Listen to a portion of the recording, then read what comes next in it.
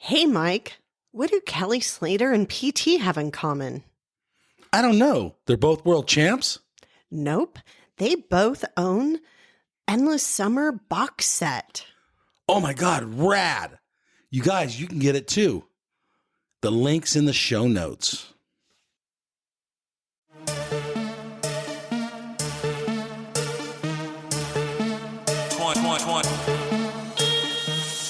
Foot out, choke food. 100 racks on a surfboard. Slippery, big guns like Mark Fu. Trap jumping like a kangaroo. 100 foot out. Hey everybody, welcome to the Quivercast, where we chat with surfers from all around the world, from all walks of life, and we get their story. Find us at www.thequivercast.com. I am Mike, your host. Let's get into the show.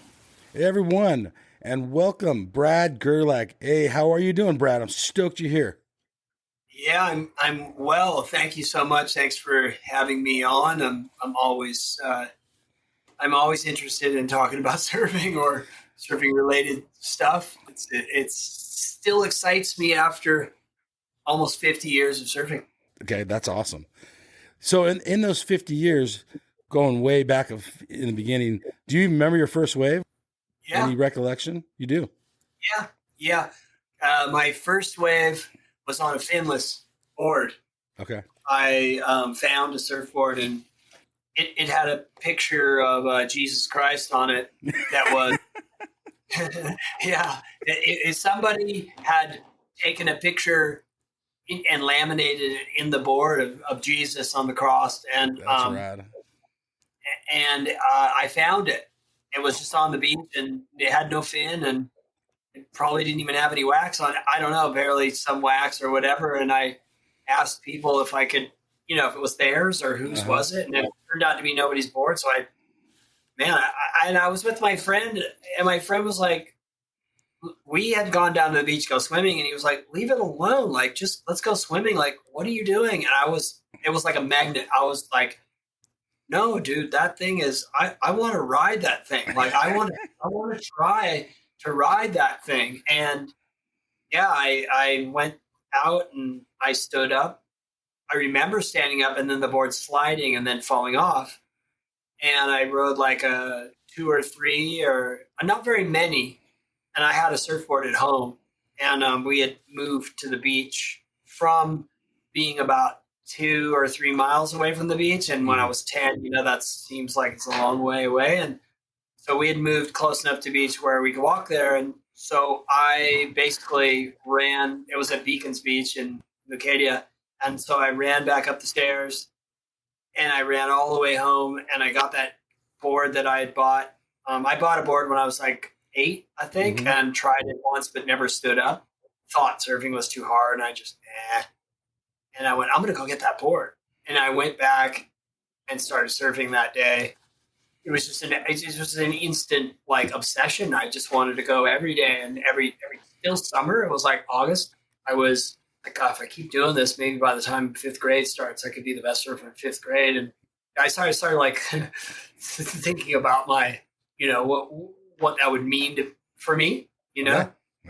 But the crazy thing is in November, I had gone with my mother my mother worked for Del Mar Real Estate, and there was a picnic at 15th Street with all the realtors. They surfed, and I went surfing with them. And, that's weird, but I mean, I'd only been surfing for 3 months or something like that, but like I was already paddling out to the back and stuff like that. And I stood up on a wave and then I fell off, and I fell backwards, and the board went down into the water and it nosedived. And I was such a hyper kid, and I spent so much time in the pool when I was a little kid. My mother was a professional water skier and a synchronized swimmer, and my dad was a diver, an Olympic diver. Yeah. So we were always in the pool, and I used to just love being at the bottom of the pool and then just getting and going so like this, and then feeling myself go to the top. And instead of like waiting for the board to maybe pop out of the water, I just instantly popped up, and right at the same time, the tail of the board hit me square in the nose. Whoa. And pushed my septum in like an accordion. It like cut my septum. It cut all through here. I had like 150 stitches and What? 2 plastic surgeries over a year. You know, I vowed to like never surf again. I was like, I'm never surfing again. And, you know, I remember, you know, my mother kind of saying some sort of thing like, well, maybe you will. And I'm like, no way.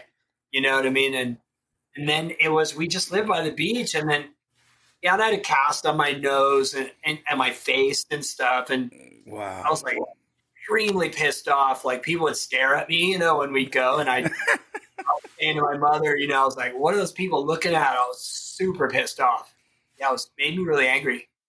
And then, yeah, then the cast came off and I had had a big giant scar right here. And my nose was sort of like flattened. And yeah, it was just, I got teased a lot for it. And I remember like just after a while, you know, fortunately there are no phones or there's nothing to do. And all the kids were at the beach. I was just like, all right, all my friends are down there. I'll just go down the beach. I'll just go swimming or something, you know. I went down to the beach and then, I don't know, like one little kid had like a knee board and I was like, maybe I'll knee board, you know? And so I paddled out this one summer day. It must have been the whole next summer, you know, like, Yeah. I remember catching a wave and it was like this beautiful mound of water. And I got on my knees and I remember riding it like halfway on my knees going, what am I doing, man? And I just jumped up to my feet and it was like the Cupid just hit me in the heart of the arrow again. And just, I was just like instantly, oh man, I'm like fired up on surfing again. Yeah. And so I started back up from there. Man, it was a pretty heavy start for surfing, you know, like that was a heavy ordeal for me dealing with all 100%. that stuff. And then, yeah, my nose was looked like I took some stuff to my nose. And then, yeah, it wasn't until I was about 40 that I got I think when I was about 40 years old, I got like the septum fixed finally. Really? And yeah, and I could breathe a lot better. Told the doctor, I try not to change my nose too much because I don't want to be that guy that like, you know, looks way different. You know, I mean, I'm fine with the way my nose looks. I just want to breathe better. You know, so Yeah. that was good. It's really helped me breathe better and everything. But like, yeah, it's just a crazy start with surfing. But yeah, I fell in love with it again instantly. It started off bad, and then the second time around, the love hit you again. What did that set the fire on forever, or what? Pretty much. Well, yeah, pretty much. I mean, I had some time away from surfing. I got, you know, when I quit the pro tour after I finished second, and there was a bit of soul searching time around there of what I wanted to do, and was I really happy just going around the world to the same locations over and over again? Did I really feel like I was a competitor? Did it really matter to me that much? You know what I mean? And what am I missing out on in life? And, you know, because I'm solely focused on this one area, you know, there was kind of a lot of politics in surfing, not just surfing, just every sport has politics and bullshit in it. You know what I mean? But yeah, you know, nepotism and, you know, and favoritism and, you know, all that kind of stuff. And I got a funky flavor in my mouth and then went away and then realized, hey, you know what? Surfing is my own. I own my own surfing and I'm one of the best. So, you know what I mean? And I can do anything I want with it.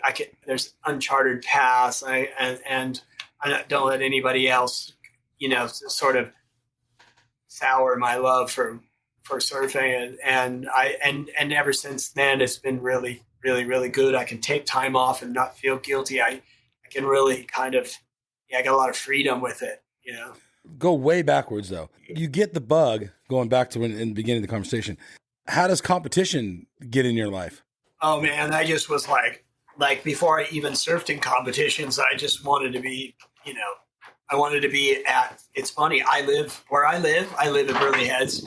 Yeah, and I saw pictures of MR and Shane and Rabbit all surfing in the 77 and 78 stubbies. Mm-hmm.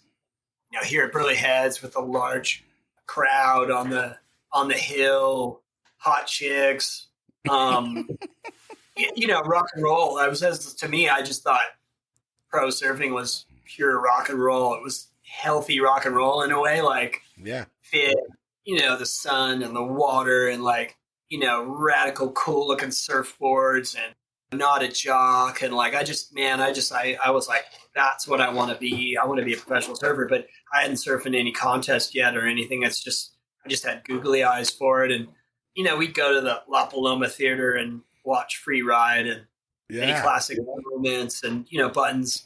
Kaluhio Kalani was one of my favorites to watch because he just looked like he was having so much fun. And, sliding his board around 360s, laybacks, and just, my buddies and I were trying to copy that stuff. And of course, yeah. Capture the lifestyle. We just lived at the beach and we'd go body surfing and we try to body surf and be in the tube and, try to body surf towards each other and loot each other in the tube. And like, we just had a lot of fun, all, making out with chicks on the beach and like, going up and playing pinball and then, saving a couple dimes and turning in some bottles to get some food. And yeah. And I worked at Captain Keno's as a dishwasher and, did you? I mean, like, yeah, man, like I was, it was Leucadia, Encinitas in the 70s and it was ideal, man. It was, surfing swamis. The surfboards were so beautiful back then, like I rode Agua surfboards and Rod made me some boards and and then I started surfing in competition. Like the crazy thing was, I lived with my mother and her boyfriend and my mother, I got in trouble and she just didn't want to deal. I was 14, teenager, everything as a teenager. I couldn't be told what to do. And so I had to move with my dad who lived in Arizona at the time. And It was one of those ones where I was like, you're, I mean, you can imagine like my mindset. So it's like, I'm like, you're killing my career. I haven't even surfed a contest yet, but I'm like, you're killing I'm going to be a professional surfer and you're moving me to, and so I moved out to Arizona, Scottsdale with my dad for, I don't know, it was about 3 months or so. And that's an eternity to a kid who surfs every day. I'm out there and I talked to my friend and his mother into letting me come back and live with them. And so during the time that I was there, my friend told me that Nectar Surfboards was putting together a team. They call it a mini Hoonie team of young surfers that they're going to give them like a couple of boards and then they're going to pay for their contest. I was amongst that crew, but I was in Arizona. Mm-hmm. And I was like, oh man, my ship's sailing. Yeah. And so, this sounds funny to, so at the time looking back, it's kind of funny and like, but to me, it was absolute anguish. I was distraught that I wasn't back in Encinitas with the opportunity because I grew up with no money, and so I had to hustle and stuff. And so I was like, I can't believe I'm going to miss this opportunity. And my friend's on the phone going, yeah, they're going to pay for a contest. And I ordered a new board. And my friend turned out to be 6'3" with the deepest voice. But back then his voice was really high. his voice is, it's so high. I remember going, God, how do I do it? What do I do? And I talked to my friend's mom and they let me live in the garage and came back out. I think I surfed the day before. It was my first day surfing. Mm-hmm. And then it was my second day surfing. And this guy who's still one of my best friends today, who's 4 years older than me, he was in charge of the team. His name's John Blom. John was out surfing and we were all out surfing. I was just trying my best. Yeah, we came in. We used to put our boards on the ice plant right there and just shirts off. I mean, whatever, take that wetsuit down. You just be like baking right there. And I remember John asking me like, well, dude, you going to ride for us or what? This is the way he said it. Hey, Gerlach, you going to ride for us or what? This is the way he said it, Yeah. And I just remember my whole life, like, I don't know, man. I don't know how to like describe it other than it was just like, what's it? Just like, oh, like yeah. I get it. Like, it's happening for you, you know what I mean? And when I remember leaving the beach that day, And my buddy was on the team that I was living with, and we were just like so stoked, and we're just so stoked. Like our life was just the best. And then John had this van, and he's like this brown 70s van with 8-track tapes, and we drove to every contest, the ASA contest, WSA contest, NSSA contest. We drove to everyone every weekend, and would win some, get second, and we'd wrestle inside the van, and just like it was just like it was Groms, so fun, living life. super Groms. And then eventually, I ended up not like riding for Brewer instead of Nectar, and then I ended up riding for Sunset, I think. And eventually, I won the NSSA season and won the NSSA Nationals. Wow! And all my other friends that didn't do well, like I just kept going and staying focused. And then I moved in with my dad because my mother moved to Las Vegas with her boyfriend and my sister, and so I moved in with my dad. And my dad's like, I don't like living in Encinitas or Solana Beach is where we lived, which we lived for 1 year, but I want to move to Orange County. And so I was like, oh, really? He's like, why don't you just move up there for 1 year and see how you like it? Like, all right. And then my friend, whose name's Larry Colby, he's my best friend. He's the one I lived with and stuff. Yeah. Larry's dad lived in Huntington Beach, and he moved in with his dad the same exact summer.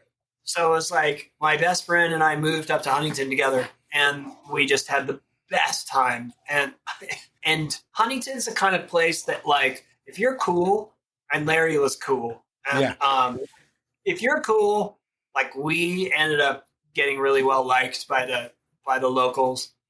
There isn't as much like haters stuff going on in HB. Like, sometimes you're the new guy and you move somewhere and you're a better surfer than, and then people hate on you because there's jealousy and all stuff. It wasn't like that in Huntington. They were like, yes, we got 2 new guys on the Huntington Beach High School team that are cool, that are fun, that are, I was 16 years old. I had a girlfriend. I was like, K-Rock was everybody's boombox on the beach.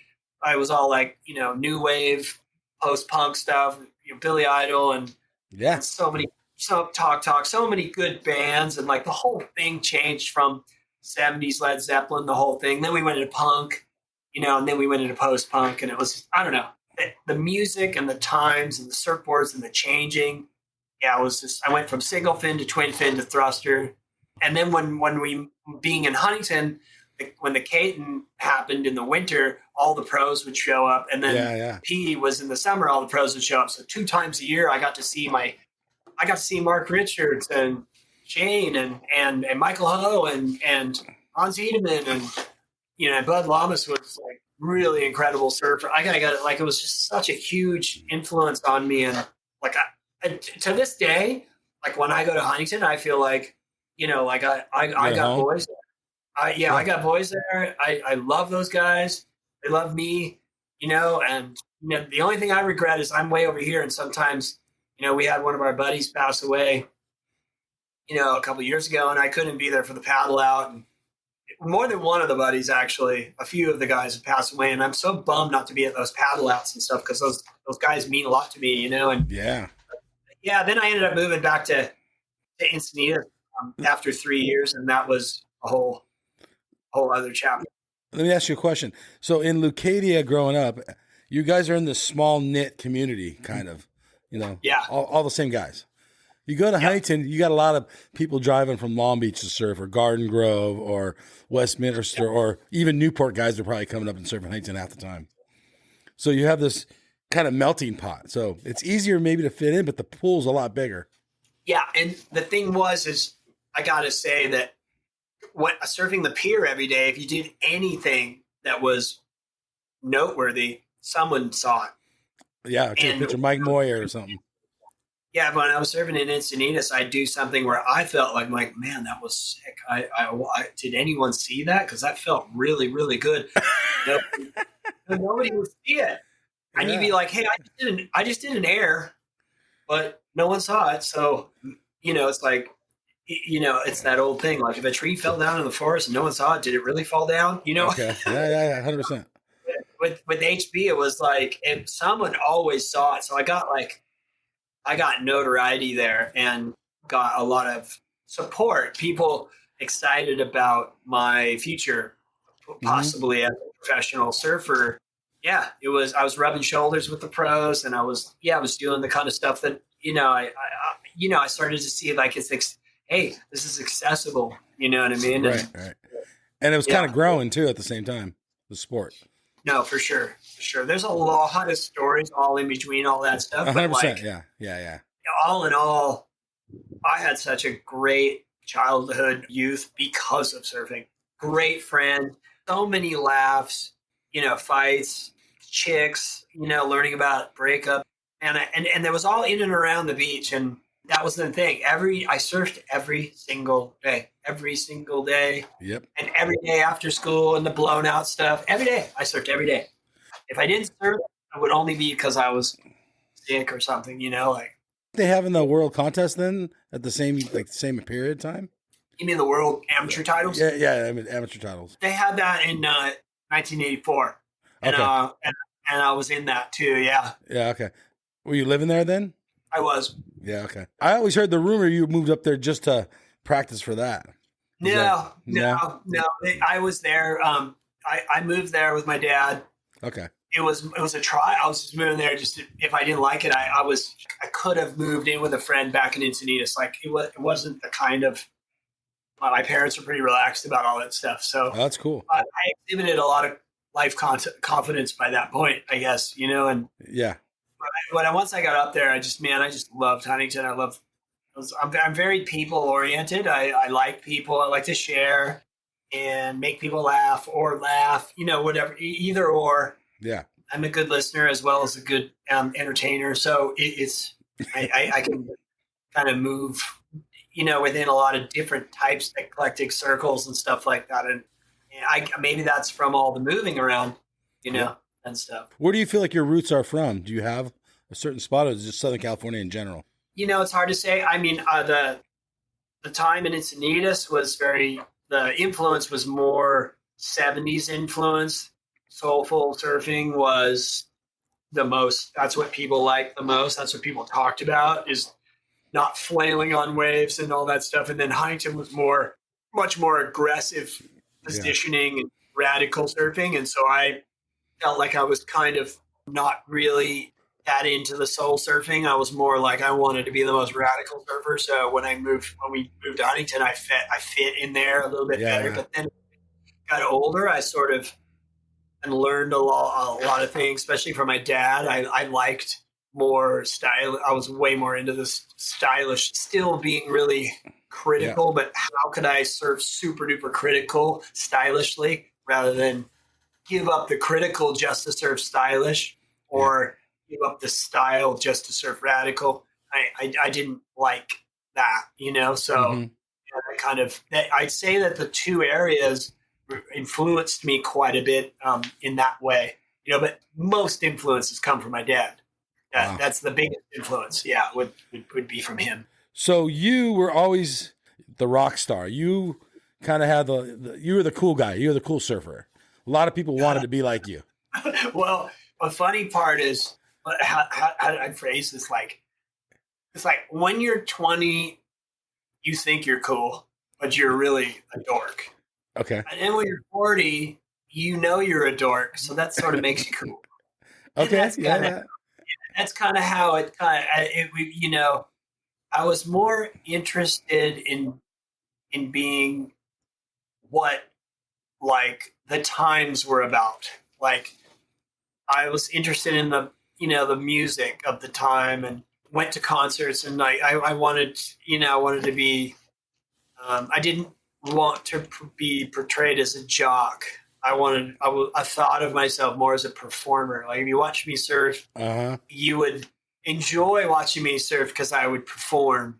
I wasn't out there to do a job or tick off the boxes or win heats or, I wanted to win heats, but I wanted to do it through performance. And I constantly would say, I want to be the best surfer in the world, performance wise. I know I'm not going to win every contest, but if I can outperform everybody in the free surfs as well as in my heats and stuff like that. That's what I want. That's what I'm working towards. You know what I mean? And that was my mindset. I'm interested in colors and art presentation, and I understand that my surfing is my art, and that I present it in an artful way and in a unique way, that not that it was solely original, but it was like a combination of some really cool stuff from the past, some of my own like ideas coming from my visions of how I would see things. I was very visionary. I still am. Really, I have lots of vision.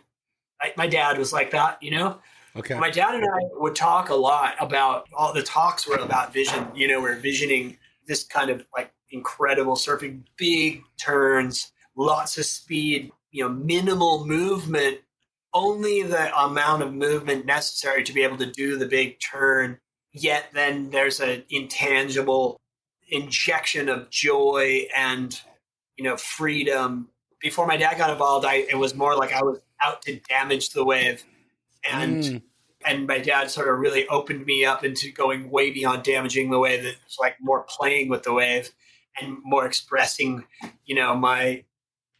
expressing myself really. And so I really explored a lot of that, and I still feel that stuff when I surf now, and 100%.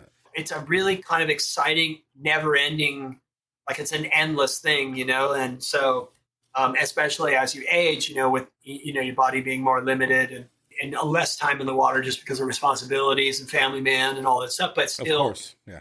But yeah, that was my mindset. And then through those things, yeah, I didn't like to look like a jock either. So I wasn't, I kind of a lot of times had longer hair or just looked different.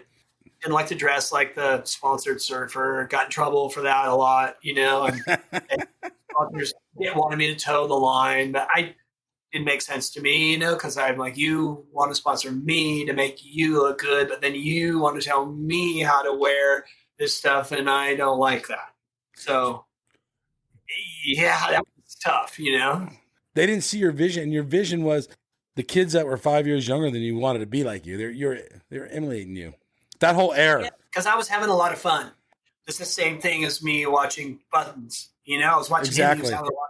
I wanted to be like Buttons, and then when I became, more famous, I didn't copy Buttons. I just, what is really fun, And for me, I was like having a really cool car and having, really good looking surfboards and being really fit and having cool clothes and listening to good music, and yeah, ripping, like surfing really, really good, and not being a dick. Like I not cutting people off. And look, I've dropped in on people, but not very often, not very much.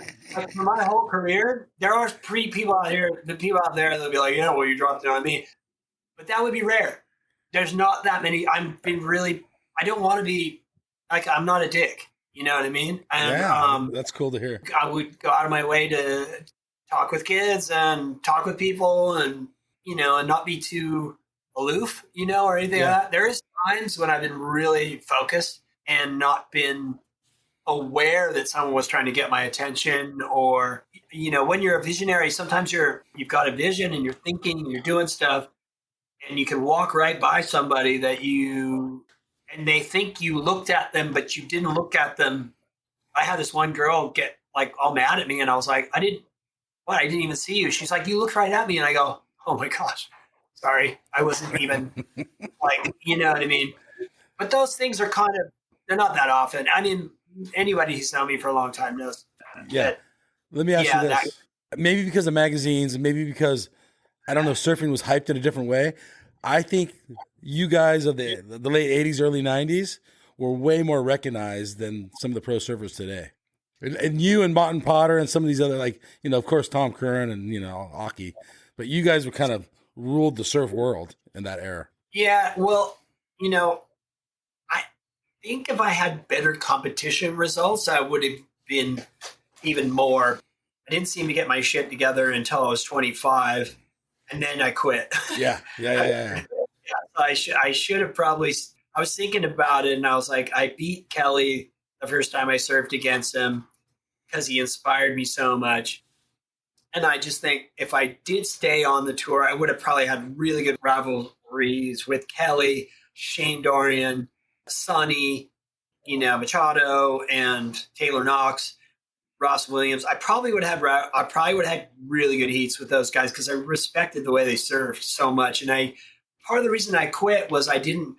And this is not to disrespect, the guys of my time like Barton and Damien and Potts, Derek Ho, and Dave McCauley, and Robbie Bain, and the kind of that kind of those guys are real consistent competitors.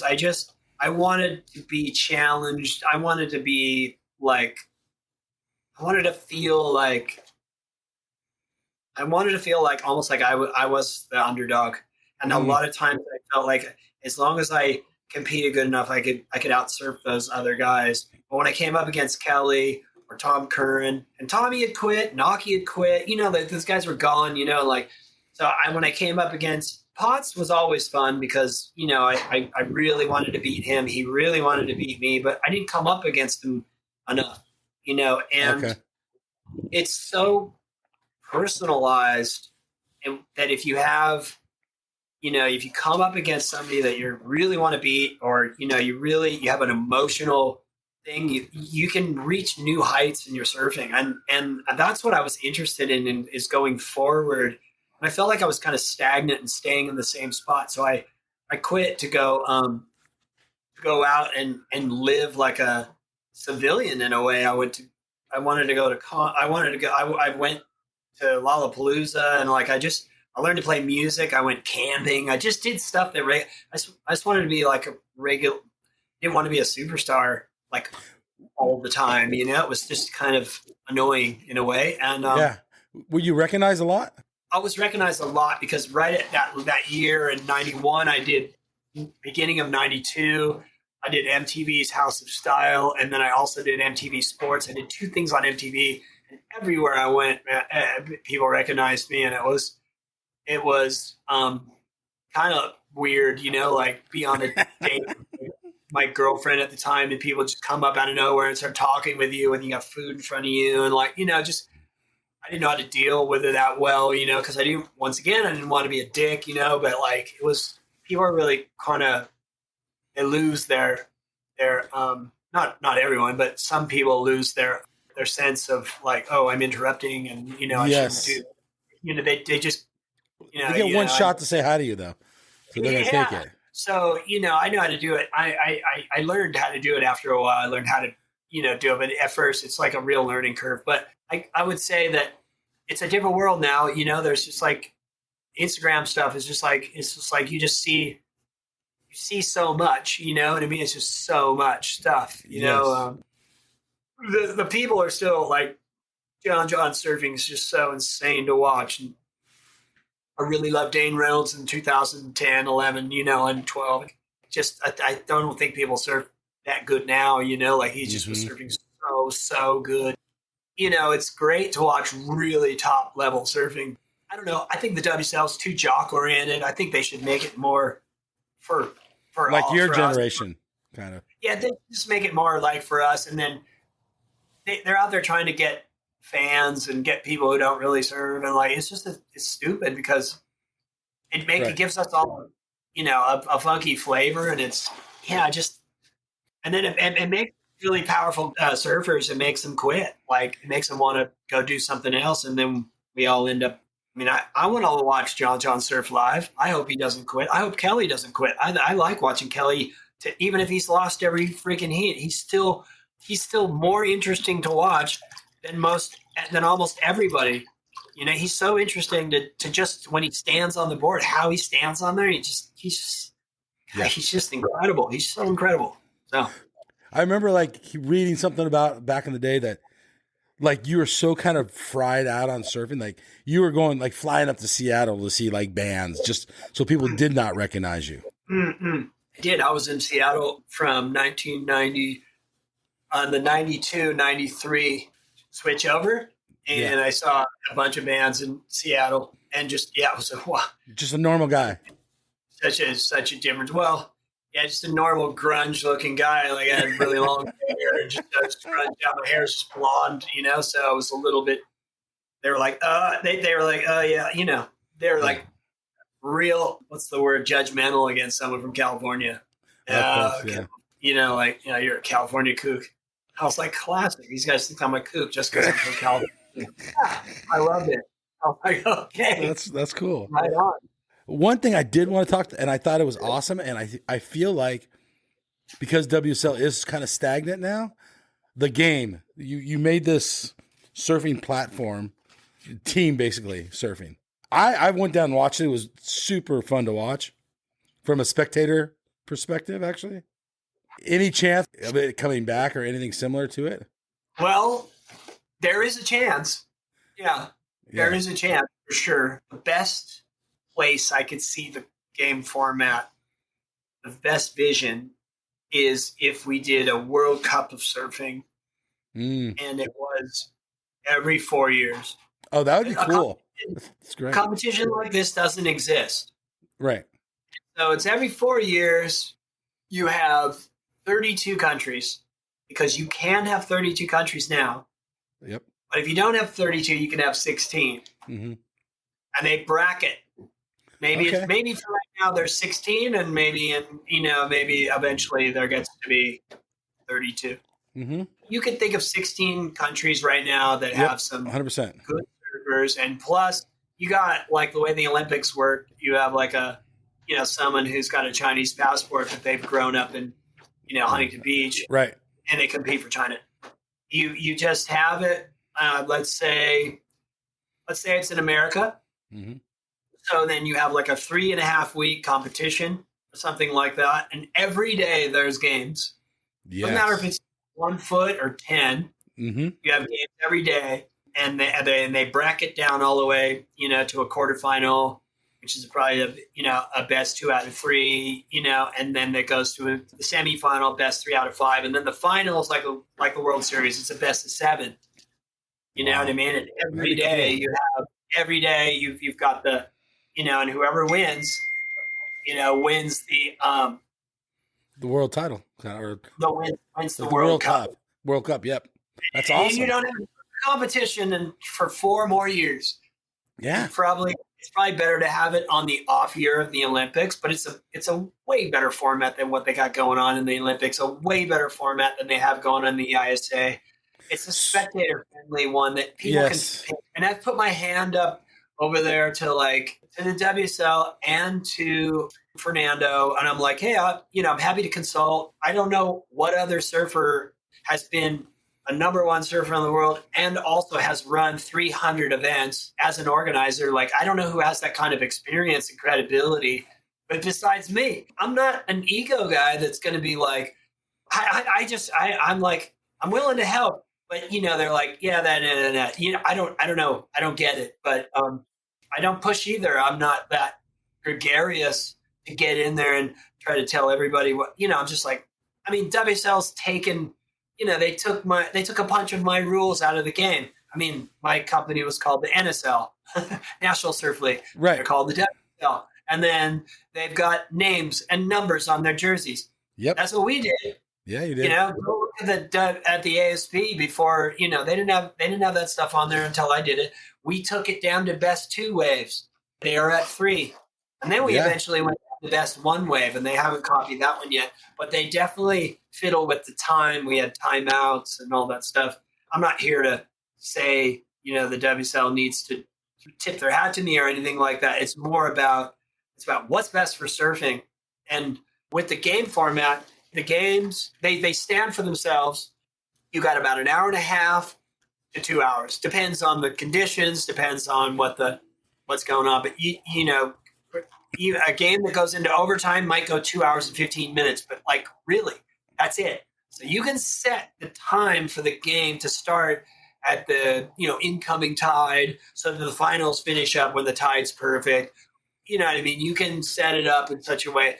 Building swell, whatever. And people can put it on their schedules and they can watch the whole game and not be like, man, I got to go. You know what I mean? 8 hours. And, it's just, and then during the time of the game, one team uses all their resources to get the best surfers of their team on every possible ride. Then they get out of the water, and then the next team goes out, and then they argue about the scores.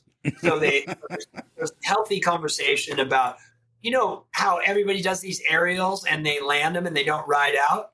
Well, prior to the game, they were getting scored, not riding out. When the game happened and people were doing rad stuff but not riding out, the opposite team would complain about it. And so it became a standard.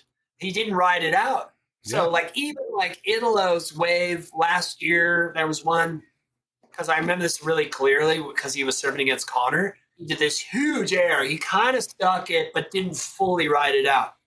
They would have scored that thing for sure back in the day. Mm-hmm. So it's this healthy conversation that surfers need, this healthy check and balance. That wasn't a 7. Why are you saying it's not a 7? It looks like a 7 to me. Like, that looks incredible. Well, here's why.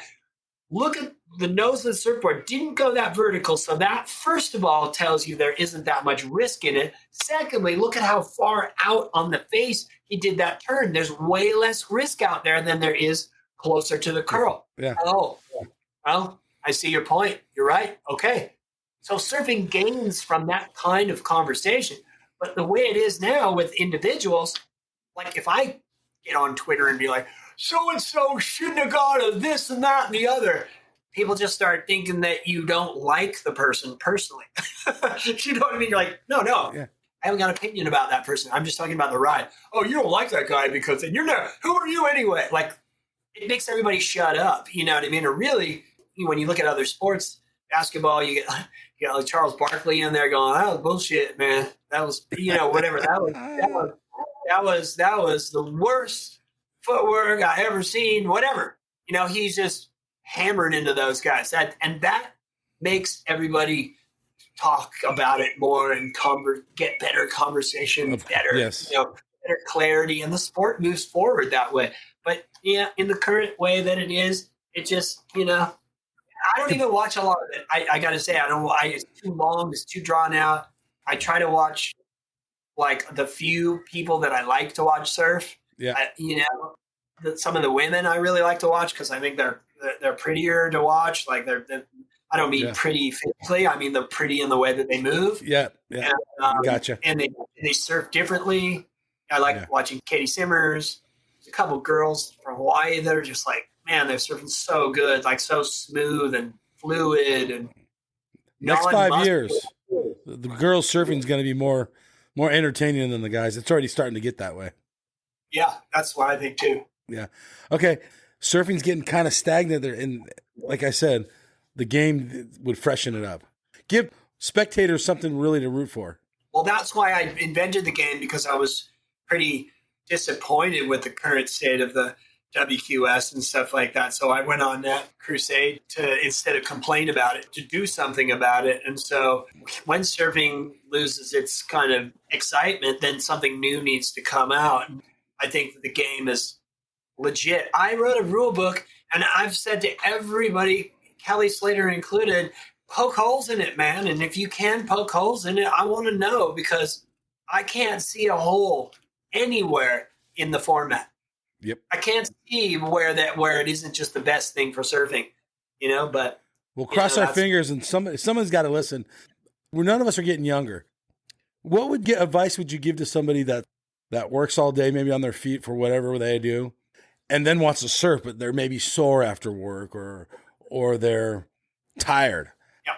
What's your thoughts on that? Like kind of a blue collar worker surfer. Yeah. I believe that I have on my website on Wave Key, I've got a real gentle warm up, and I think that you first just need to start gently moving your body, and don't even think about going surfing. Just start to move your body around. You can follow what I have.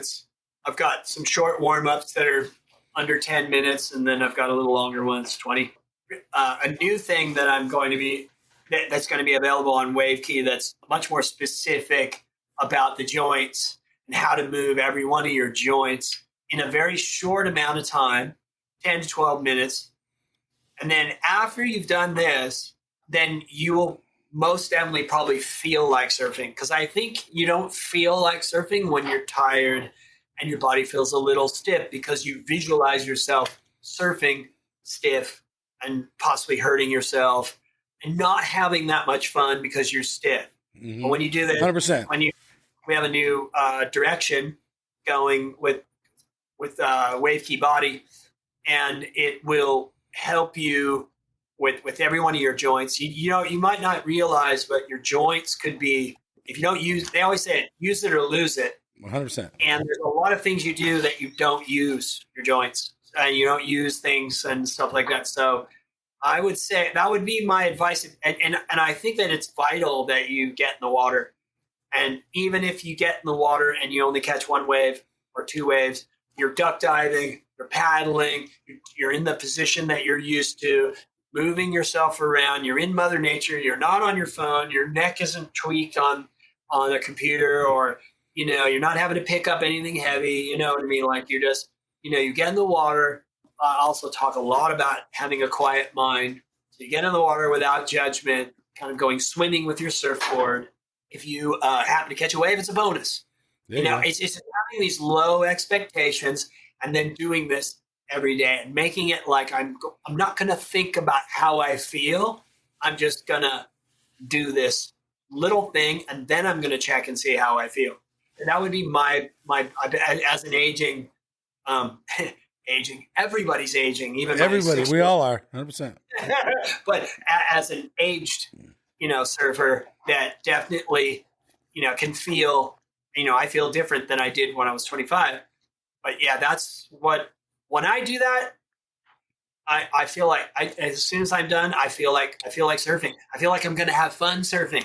And Yes. that's the big difference. When you feel like you're going to have fun surfing, you're motivated to surf.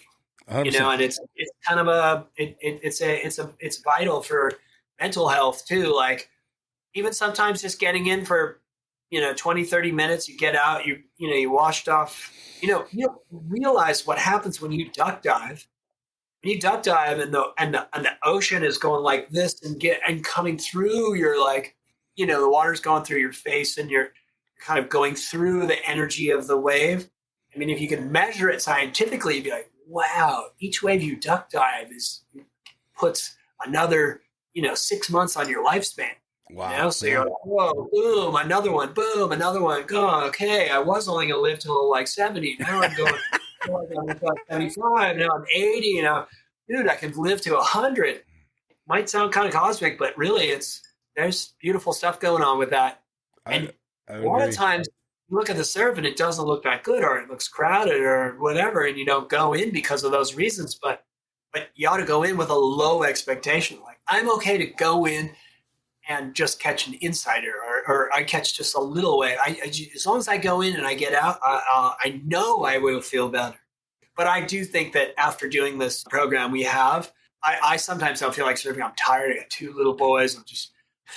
It's just the energy. And I do it and I go, you know what? I'm out there because I know I'm going to have fun. Yeah. So who is Wave Key for? Is it for everyone? Is it for the competitive surfer? It's for everyone. If you are living, you know, far from the beach and you can't get to the beach, if you are injured, if you surfed before when you were younger and you kind of got out of it, you want to get back into it. If you are a young person that wants to be pro, it's you need to understand how to control the surfboard so that you can win the competition. It teaches you how to surf without muscle. It's more weight distribution. And so it doesn't matter what your body type, you know what I mean? You have to know how to weight the tail of the surfboard before you do the turn. And then, you know, you got to move your weight forward to the front foot to be able to go through the turn. I mean, that's a simple, whether it's a heel side turn or a toe side turn, and it's a tiny turn, or it's a bottom turn on a 60-foot wave that's, you know, a long drawn out turn. It's the same thing as if you're on a little wave. It's just a different weight distribution situation. And so when you know how to do that, that's one thing. You know how to do it, but to be able to produce it, you've got to be you've got that movement and all that stuff has to be a part of your body so you don't think about it. You can't be remembering things when you're in the water. It's too slow. You can imagine, taking a boxing lesson and then getting in a fight. You wouldn't. You're trying to remember what the boxing coach said. Meanwhile, you're getting punched in the face, and every time you try to block your face, you're getting punched in the stomach, and it keeps going back. You can't remember. It's happening too fast. You have to train to box for makes sense. a year, 2 years, whatever, 3 years. You know what I mean? So that it's all automatic. So if someone throws a punch, you automatically know how to block. You automatically know how to counter punch. You automatically know how to do that stuff without having to think. And that's what wave key is so that you enjoy surfing in a way where you get out of your mind and get more into your senses. But wave key is skill development. So right. It's very specific, bottom turn, front side bottom turn, for instance. There's a lot of things that are counterintuitive in the front side bottom turn that 99.9% of surfers, maybe even a larger percentage than that, don't know. And when you do know this, it goes, whoa, that makes a lot of sense. That's what I hear from most people when I'm training them. Man, that makes sense. I never thought of that, those two things. That makes sense. I never thought of that. And I go, I can imagine you didn't think of it because I didn't even think of it until, the last 10 years, till I delved into it. But skill development. So then you practice on land in slow motion so that your brain, your nervous system can capture that movement so that when you're in the water surfing, you're not thinking about it. You're just surfing. You use it as an inspiration in a way, but really you've got to be reading the wave and blending your energy with the energy of the wave so that you can harness power within the wave.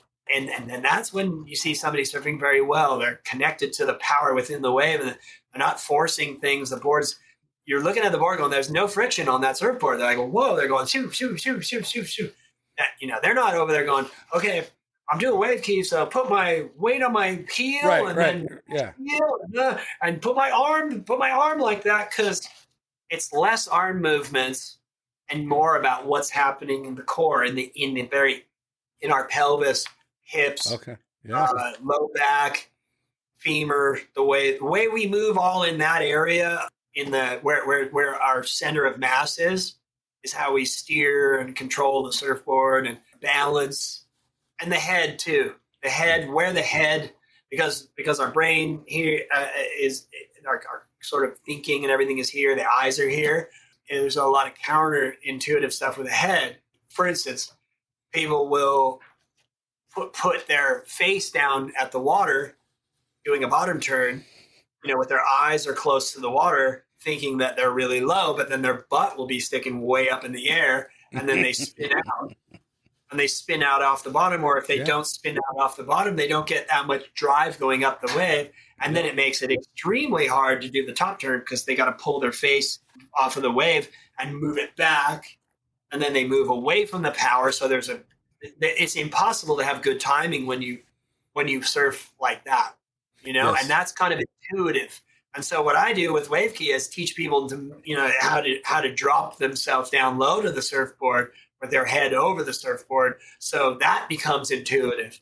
When you lose balance, you just drop your bum down really low.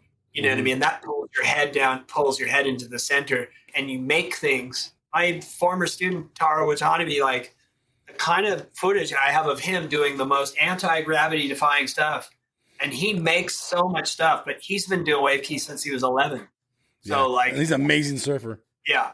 Yeah. So that's the fine line in teaching and coaching is so that the surfer doesn't look like they've been coached. Okay. If you watch a surfer and you think, oh, that guy looks like, or girl looks like she's been coached, then it looks like they're trying too hard and it looks contrived. If you're able to do it and get them to be mindless, quiet mind, feel, sense, all that stuff, they won't look like they're coached. They'll look connected to the power of the wave and they'll look like they're limitless. So that's the goal. But wave key is kind of like, it's like music. You teach someone how to play music and then they go and compose their own songs. You know what I mean? Yeah, that makes sense. How to surf. I'm just showing them how to do, a bottom turn and how to tie that in with the top turn, how to finish the top turn in such a way to where you can roll right into the next turn without getting caught. And then they do it in their own style, their own way, All right, we'll put the Wave Key website on the show notes here. I mean, I think everyone can benefit from it 100%. I'd say, this is my life's work. I've studied, I've spent thousands of dollars in with other teachers, martial arts teachers, Feldenkrais teachers, dance teachers, movement teachers. I study it every day. Every day this is what I do. So I'm very clear with this is the best way to improve at surfing so that you don't work on your surfing when you're surfing. Yes. You work on your surfing when you're surfing. My question is, when will you not work on your surfing and just let yourself surf? And have fun. And have fun. And when you're having fun and you're just letting yourself go, all those things that you've been working on, now they're all accessible to you because you're having fun, you're on, you're connected to the wave. So it's only because I did that as a pro for a long time, trying too hard to learn how to do this turn and learn how to do this and learn how to, and wasting waves. And if anybody's got the time to waste a wave, it's a professional surfer. But everybody else, a professional surfer, does not have the time to be wasting waves to get better. Yes. You know what I mean? Like, Agreed. it's like, don't do it. Just do Wave Key. It's very good for your body. It's spiraling down to the ground. It's spiraling up. It's moving every part of your body. It's very healthy. There's a lot of 30-somethings starting to learn how to surf. Does Wave Key also help them? Or do you have to have some sort of surfing ability? The first 2 years of Wave Key was developed for people who already know how to surf because I felt like it's harder to teach people who already know how to surf how to get better. Much Changing harder. bad habits? Changing bad habits is really difficult. And, I feel like you can do it in Wave Key because we promote doing it extremely slowly. That's how the brain can learn the new sophisticated movement. Slow and deliberate and conscious in a safe, controlled environment without distraction. So now that we've gone these 2 years, and there's very high level stuff. There's blow tail, front side, back side. There's the trick to the layback snap. John does that, and I use John's footage in the layback form with John's permission and stuff like that. I've just finished a beginner program or a getting started program. Basically, a person could start. They could learn in their bedroom or their garage, and they could learn for 3 months and then go surfing. I put everything in this getting started program that I wish I knew when I started. And I would have gotten better. Well, I would have gotten better than all my friends. Yeah. I would have kept getting better and better and better because I would have started with these good habits. At a faster pace. At a faster pace.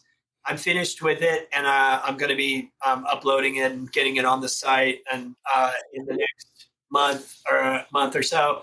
It's basically how to stand up on the board, what to do when you take your first ride. Then it teaches you how to do your first toe side turn. Then it teaches you how to do your first heel side turn. And then it teaches you what to do when you catch your first green wave. And that's a 3-month program. And 3 months is pretty, I would say ideally is that you do the whole program before you even surf. And then you go surfing. And then you keep referring back to the practices on that. But even if you sign up, and you get going, because most people don't put their feet in the right spot. They don't have their head in the right spot. They fall over and over again. It's hard enough to catch a wave, in the first place. And when you finally catch one and you fall, you're like, oh, it's going to be another hour before I catch another. So that will be available in the next month. And also, that program is really ideal for somebody who wants to get restarted because you might have surfed when you were a kid. I know a lot of people that surfed when they were kids and then they went off to college and then they never surfed again. And now they're well off or then they've got this their kids are grown up in their spare time and they're like, okay, I'm ready to get back into surfing. Yeah. So this is the perfect thing for them. You do it in their garage, 15 minutes a day. And then when, the weekend comes and the time comes, back down there, get people, taken off again. Because a lot of people that have surfed before once they're up and riding, they're like, oh, I remember this. But it's the takeoff part that becomes quite challenging.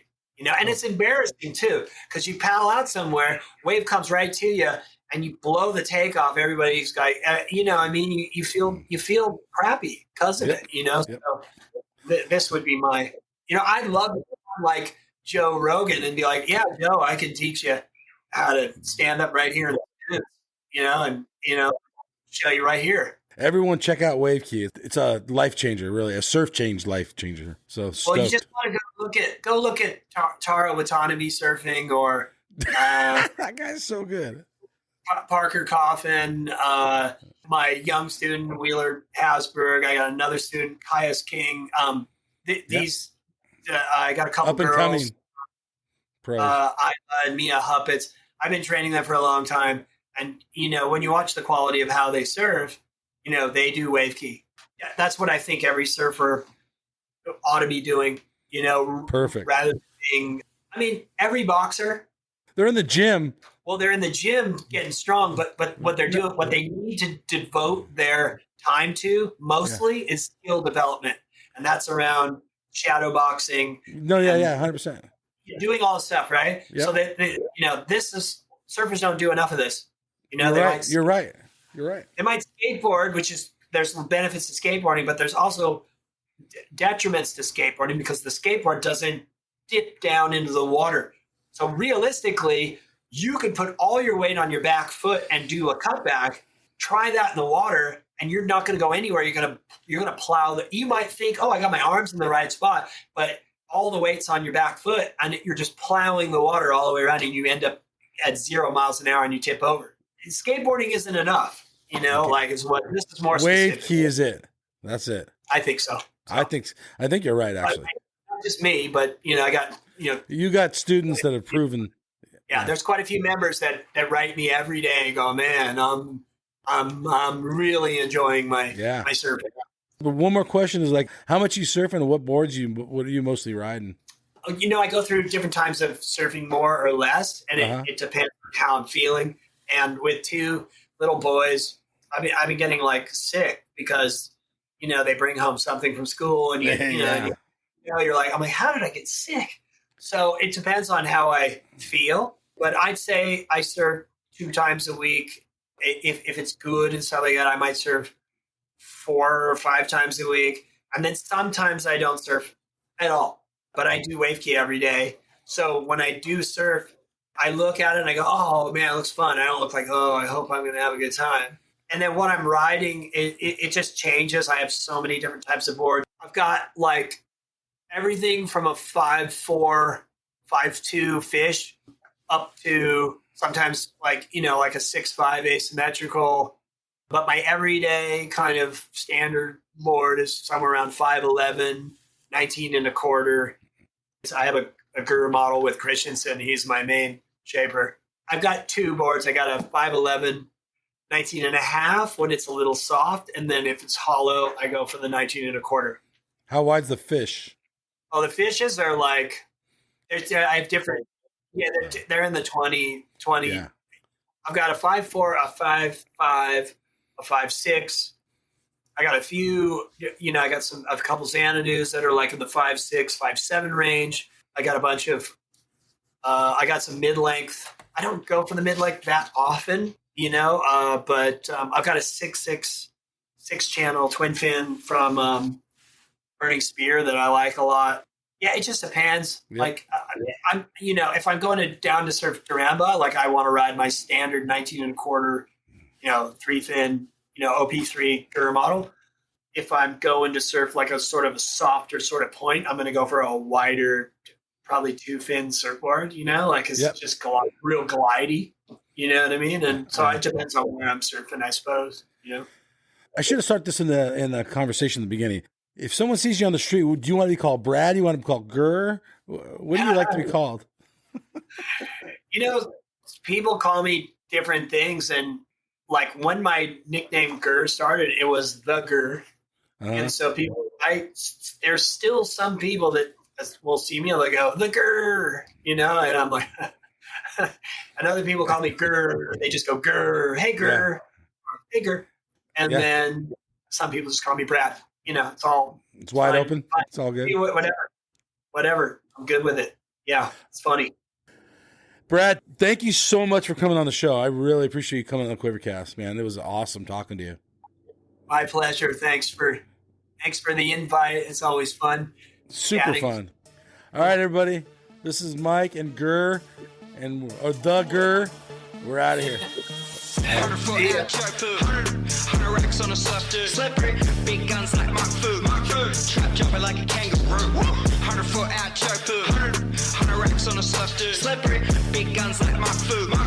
Trap jumping like a kangaroo. You know we don't fuck with no kooks. You boo on my didgeridoo. They calling me Duke. I'm stacking the loot. I'm ripping your chick in the coop. She grabbing a hold of my leggy. They jelly, they Gucci my weddy. The friends of Giuseppe, the chain is so heavy. She think that I'm charging the Eddie. 100 foot out choke pool. 100 racks on a surfboard. Slippery, big guns like Mark Fu. Trap jumping like a kangaroo. 100 foot out choke pool. 100 racks on a surfboard. Slippery, big guns like Mark Fu. Trap jumping like a kangaroo. Surf trap, I'm stacking that money. Cash. Four shots, a red Ferrari. He starts to calling me Dundee. Diamonds are surfing McFlurry. Drip. She want me to teach her to surf. Splash. I'm pulling up, ripping the verse. I'm leaving these kooks in the hearse. They get moved 100 foot on their head, they get work. 100 foot out choke pool. 100 racks on a surfboard. Slippery, big guns like Mark Fu. Trap jumping like a kangaroo. 100 foot out choke pool. 100 racks on a surfboard. Slippery, big guns like Mark Fu. Trap jumping like a kangaroo. You know we don't fuck with no kooks. You know we don't fuck with no kooks. You calling me Duke, I'm stacking the loot. I'm ripping your chick in the coop. You know we don't fuck with no kooks. You know we don't fuck with no kooks. They calling me Duke, I'm stacking the loot. I'm ripping your chick in the coop.